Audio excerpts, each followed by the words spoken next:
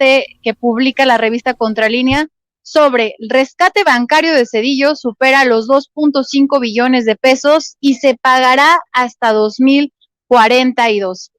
Y lo poco de lo que nos decía el señor aquí de la ostionería.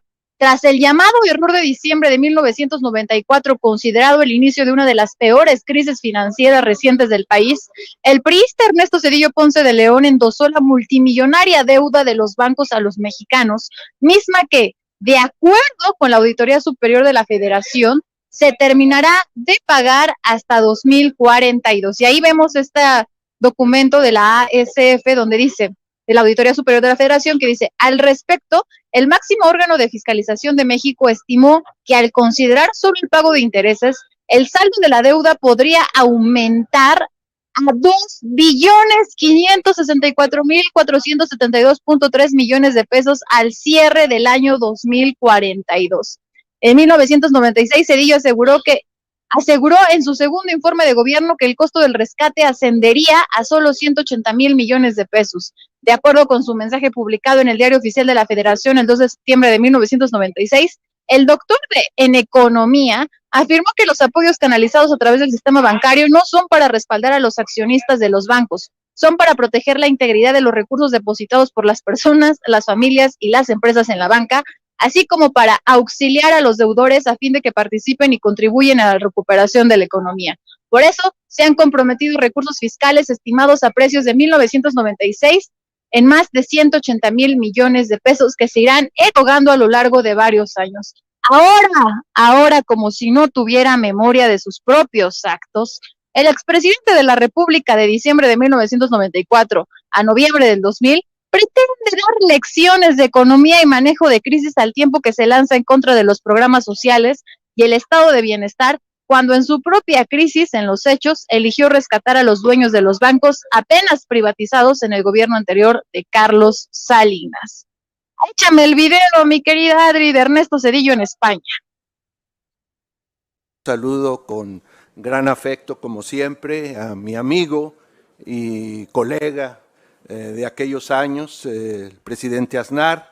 Saludo con gran cordialidad y respeto al expresidente Calderón y al juez Moro, ministro Moro. Cuando veo al presidente Calderón, se me viene a la cabeza que mi tarea como presidente debió haber sido un poco compleja, o bastante compleja, porque fíjense ustedes quiénes eran los jefes de los dos grandes partidos de oposición en México. Eran dos señores que con el tiempo llegaron a ser presidentes de México, el presidente Calderón y el actual presidente. Siempre que lo veo lo saludo con afecto, con respeto, con cordialidad, ¿verdad? Y qué bueno que ya no estamos en la política. Usted sí, yo no. Realmente lo que quiero hacer rápidamente son 10 observaciones. Primera observación es que desgraciadamente, algo que mencionaba hace unos meses con don Mario, se confirma que América Latina tendrá otra década perdida. Si vemos lo que ha venido pasando con nuestras economías desde el año 2015, no es difícil, y de hecho quienes se dedican a este trabajo de las proyecciones del comportamiento económico nos confirman que para el 2025 no hay manera de evitar de que se declare que entre el 2015 y el 2025 el crecimiento, si acaso, de América Latina fue un crecimiento mediocre y que en esa década habrá habido un retroceso en los avances de reducción de la pobreza y reducción de la desigualdad en nuestra región. Ese es el primer hecho. Segunda observación es que esta triste situación tiene que ver con la actuación. ¿Qué te parece? Adelante, Ro, porque está corriendo el tiempo, yo te dejo hablar. Que te eches aquí tu análisis sobre Ernesto Zedillo, porque te tengo preparado el otro video de Felipe Calderón. No. Es una joya. Es una joya. ¿Quieres que lo veamos para que te eches a los dos de una vez a la bolsa? Pues a ver, Vamos a ver al de Calderón. Pero este cínico. Ahí va. Échame el de Calderón, mi Adri. El video de Felipe Calderón hablando de la inseguridad, de cómo el gobierno actual ha pactado con el narcotráfico. ¡Ay, qué cosa! No sé si lo tengamos por ahí, si no, no dice Adri que no. A ver, venga, vamos a entrarle con Zedillo. Con Zedillo, Ernesto Zedillo, el hombre que llegó a la presidencia ni siquiera por la democracia de su propio partido, sino por el asesinato del candidato elegido por el presidente en turno entonces, Carlos Salinas de Gortari. Claro, existe entre líneas que fue un atentado que vino desde el propio partido, desde el propio gobierno. Han habido múltiples teorías sobre el asesinato de Luis Donaldo Colosio Murrieta, Colosio padre, sobre quién lo mandó. Hay quien dice que fue Salinas, hay quien dice que fue el PRI, hay quien dice que fue el gobierno de Estados Unidos, hay quien dice que fue un complot armado entre varias partes. Pero pues Zedillo fue un presidente accidental, totalmente accidental, porque el otro alfil de Carlos Salinas era Manuel Camacho Solís, pero Manuel Camacho ya estaba comprometido para la resolución del conflicto con el Ejército Zapatista de Liberación Nacional, el EZLN, que se levantó en armas el 1 de enero de 1994. Entonces era un contexto bastante complejo. ¿A quién ponen? Dicen a Ernesto Zedillo, ¿no? En primer lugar, ¿no? De hecho, Zedillo candidato, yo era niño en aquel entonces, pero yo recuerdo su lema de campaña, fíjate, Ernesto Zedillo, bienestar para tu familia. No, pues qué bienestar nos dio ahí donde nos endilgó la deuda de privados. A nosotros, los ciudadanos, ¿cuál bienestar, señor Zedillo? ¿De qué bienestar me habla? Porque, pues honestamente, cuando su eslogan decía bienestar para tu familia, pues yo no creo que sea de mucho bienestar el hecho de meterle más deuda a la gente, sobre todo a la de clase media, media baja, clase baja, hablando económicamente, por supuesto, y que se dedicó a terminar de subastar lo que quedaba de México. Lo único que podríamos agradecerle al señor Zedillo es que no tuvo el tino de privatizar los ferrocarriles que están en el sureste del país, porque recordemos que Zedillo tuvo una de sus grandes privatizaciones, fue la de ferrocarriles nacionales. Pero incluso el mismo presidente Andrés Manuel López Obrador lo dice. Dice, despreciaban tanto al sureste que ni siquiera les interesó privatizar las vías férreas que corren por la península, donde se está aprovechando el derecho de vía y se está levantando el Tren Maya. Yo creo que es lo único medianamente bueno que podríamos agradecerle al señor Zedillo, que no privatizó el ferrocarril en el sureste, ¿no? Ahora, ¿qué más le podemos agradecer al señor Zedillo, no?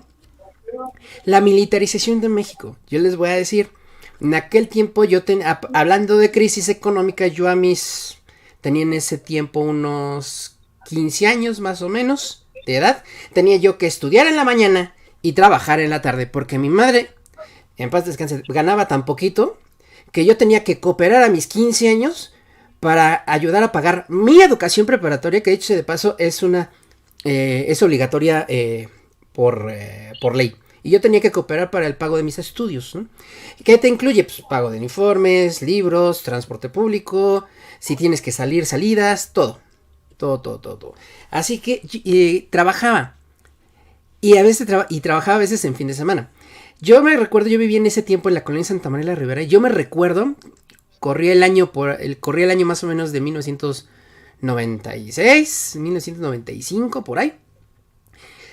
Y en el eje 1 norte, los que conocen la Ciudad de México lo ubicarán. El eje 1 norte, entre Insurgentes Norte y Circuito Interior, dos militares en cada esquina. Y era un lapso como de 11 calles. O sea, había prácticamente un pelotón militar. 22 soldados en un tramo de 11 calles. Yo tenía que salir de casa a las 7 de la mañana. Digo, ya que los de ahorita hablan de militarización, pues miren, a mí a mis tiernos 15, 16 años me tocó ser testigo de lo que fue una verdadera militarización, donde tenías a militares haciendo, no sé, para mí que ahora lo veo, labor de vigilancia en colonias populares de la Ciudad de México, por ejemplo. ¿Qué más le podemos agradecer al señor Zedillo, no? Pues... No, pues yo creo que ya. Agradecerle, ¿qué más? No es para agradecerle las matanzas de Acteal y Aguas Blancas, por ejemplo. Es lo que te iba a decir, ¿no? Ahí, incluso cuando termina su mandato, él se va feliz y contento. Ajá. Y le levantan una denuncia ante la Corte Penal Internacional. Y alguien le fue con el chisme y el muy cobarde se fue corriendo a los brazos de George Bush hijo a Estados Unidos a pedir asilo político en su calidad de ex jefe de estado para que la justicia internacional no lo alcanzara, ya que él se le había denunciado por delitos de genocidio y delitos de crímenes de lesa humanidad, se llaman. Y esos delitos no prescriben, o sea, pueden pasar 10 años y todavía se le puede juzgar a alguien por esos dos delitos, porque son violaciones gravísimas a derechos humanos. Todavía tenemos esperanza. Sí.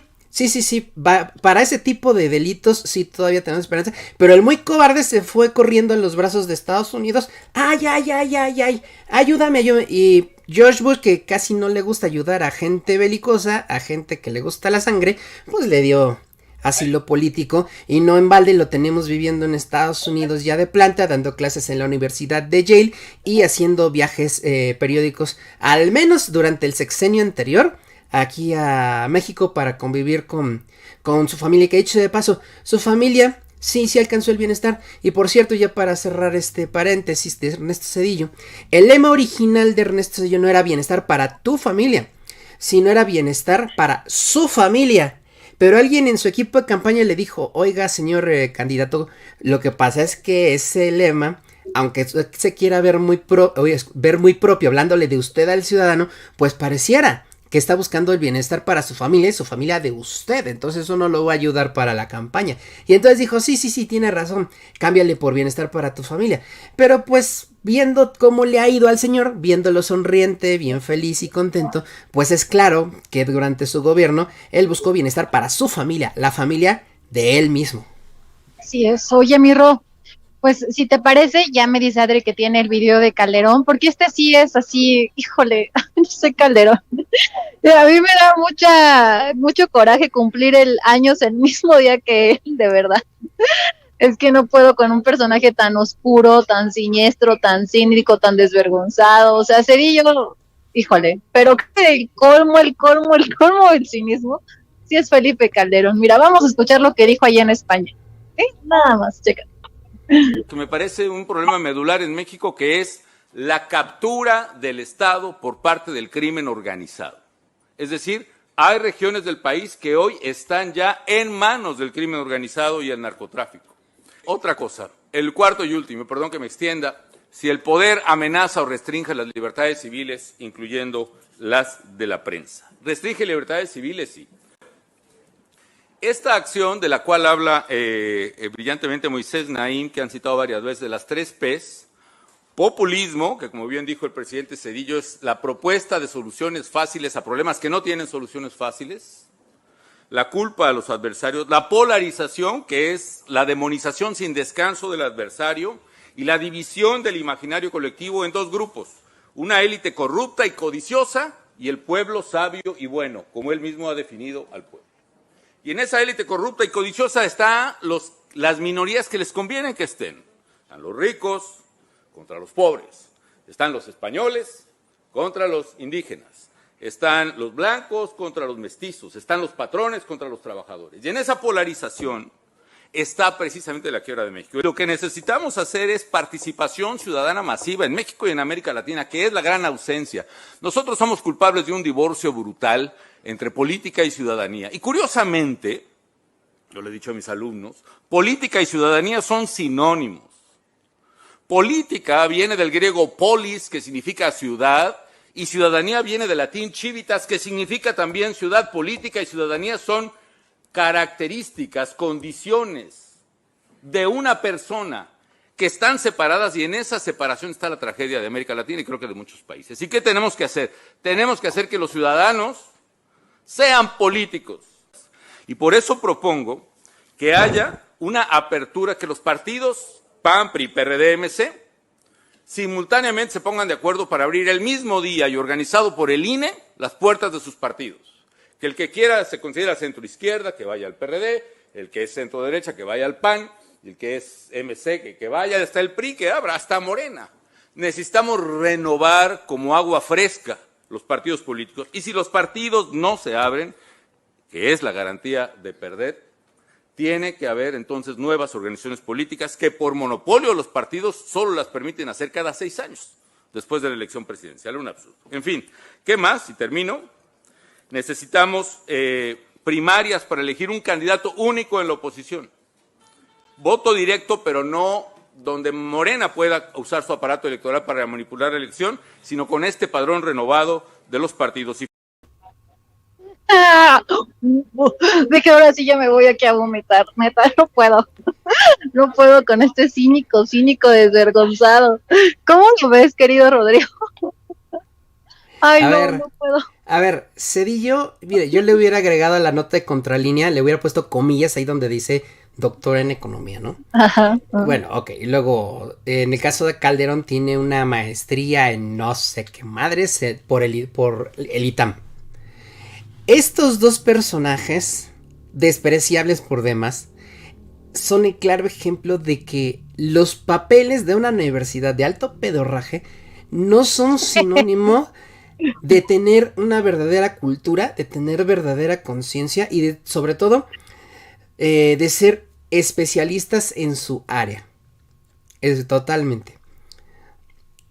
Híjole, Felipe Calderón hablando de seguridad, qué vergüenza. Yo pienso que lo traiciona el inconsciente y habla con conocimiento de causa porque así va a ver su sexenio.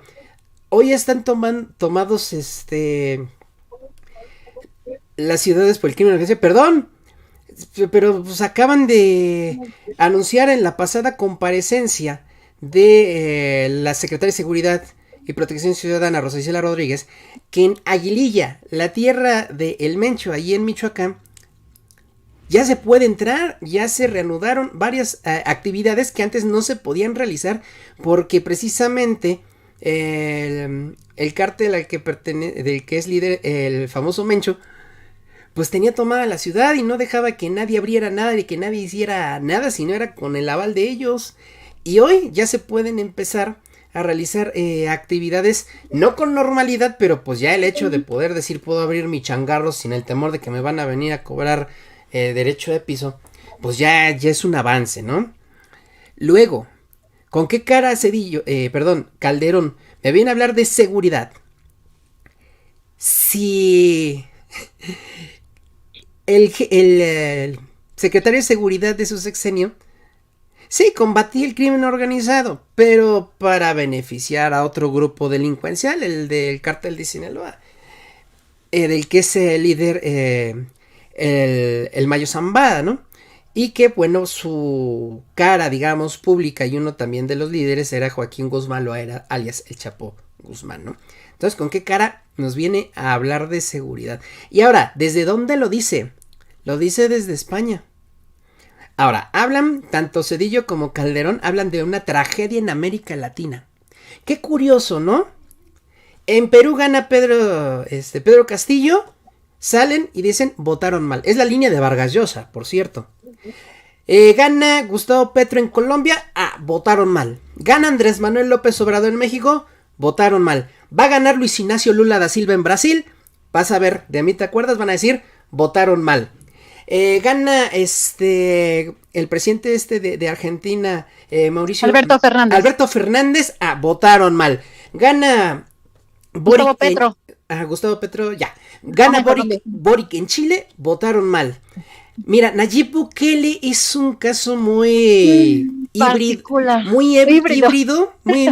porque no es ni tan de izquierda, pero tampoco es tan de derecha, porque si bien es cierto, aplica medidas que un gobierno de izquierda moderada no aplicaría, como el trato a los presos, Lo cierto es que tampoco está a favor de que llegue la derecha a meterse hasta la cocina a través de gobiernos como el de Estados Unidos, ¿no? Entonces, pero igual, aunque no sea tal cual de izquierda, igual lo desprecian. Y en El Salvador también, ¿qué crees? Votaron mal cuando eligieron a Bukele. Siempre que son votos hacia gente que no piensa como ellos, votaron mal y hablan de una crisis.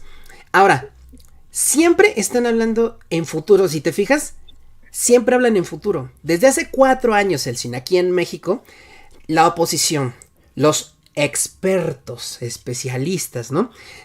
Siempre te hablan en futuro. Ahora, y se inventaron un término que es la de la recesión técnica.